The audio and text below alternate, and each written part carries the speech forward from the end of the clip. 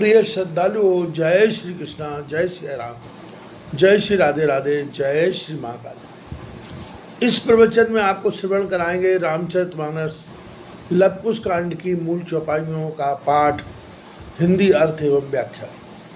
जाऊं मुनिन के थल बनवाही, सादर निवत दे सब गाही। वहाँ राम पूछे गुरुदेवा, आज्ञा हो करो सो शिवा। उनको आज्ञा दी कि वन में मुनीश्वरों के आश्रमों पर जाओ, सादर सबको न्योता दिवाओ। उधर श्री रामचंद्र जी गुरु से पूछने लगे कि जो आज्ञा हो वही सब सेवा में करूं। प्रभु मन की गति मुनिवर जानी, बोले अति स्नेह मय बानी। पठवाऊं दूत जनकपुर आजू, आवह जनक समेत समाजू। मुनिराज प्रभु के मन की गति जानकर अत्यंत स्नेह से कोमल वाणी बोले कि आज ही जनकपुर को दूत भेज दो।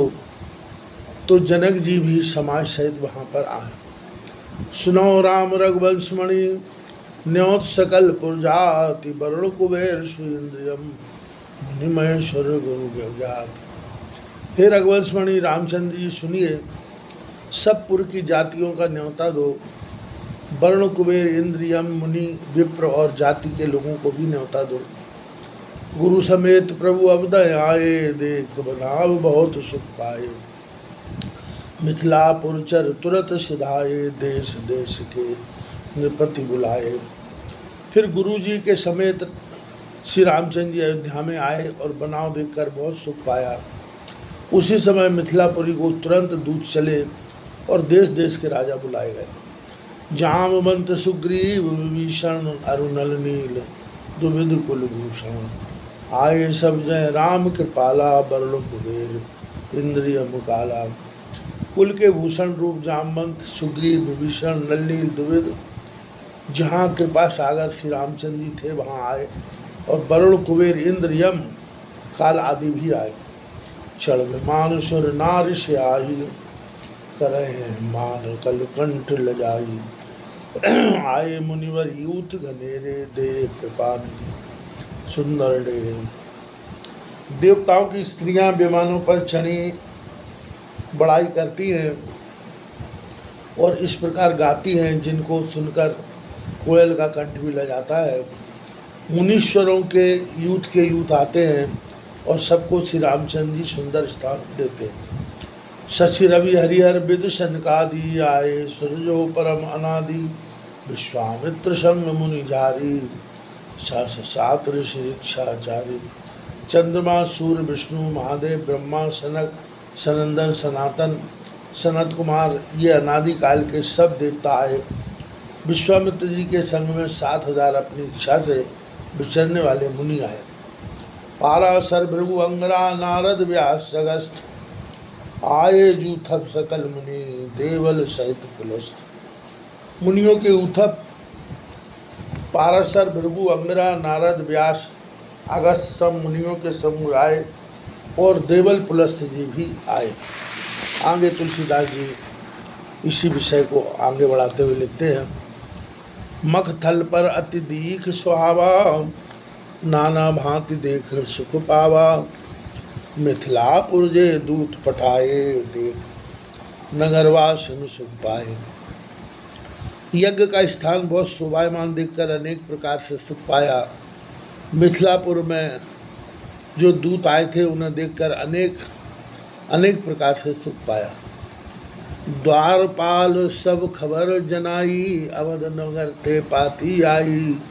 सुन विदेश सहसा उठ दाए, तन मन पुलक में जल चाहे। तब द्वारपालों ने राजा को खबर दी कि अयोध्या से पत्री आई है। सुनते ही जनक जी सहसा ही उठाए और मन में पुलकित हो नेत्रों में जल छा गया। भयउ भूप मन आनंद जेता, कह न सके शारद अजितेता।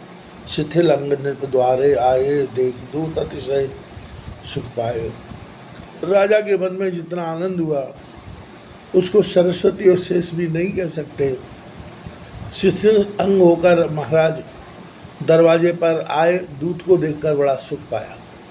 कहाँ कुशल रघुपति सब भाई, पत्री दई सब प्रश्न सुनाई, हृदय राख पुन नयन लगाई, गदगद कंठ न कछु कह जाई।